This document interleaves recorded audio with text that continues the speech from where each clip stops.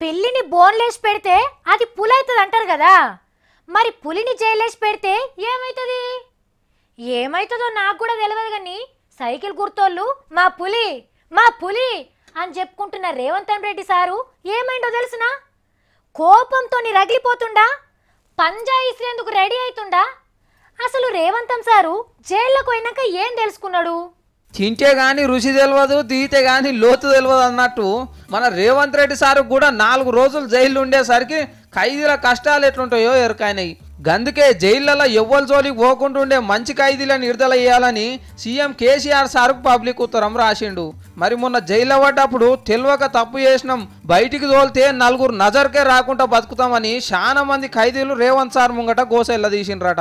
నెల రోజుల బట్టి రేవంత్ సార్ జైల్లోనే ఉండి ఖైదీల తిప్పలు కండ్ల చూసేసరికి బయటికి వచ్చినాక ఎట్లనైనా బయటికి తీసుకొచ్చే పని ముంగటేసుకున్నాడు. కానీ గిట్లనే లీడర్ అందరికీ హాస్టల్ పోరగాన్ల బాధలు ఎట్లుంటాయో ఎరకేటట్టు ఓ ఏడాది పొడుగు హాస్టల్ ఉంచితే ఎంత చక్కగా ఉంటుంది.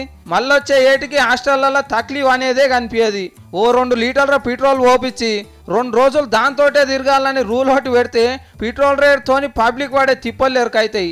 రేషన్ షాపులు ఇచ్చే సరుకులతోని నెల పొడుగు సంసారం చేయాలనే చట్టం చేస్తే పేదోళ్ళ సంసారం గుట్టేందో లీడర్ల శవనో పడుతుంది.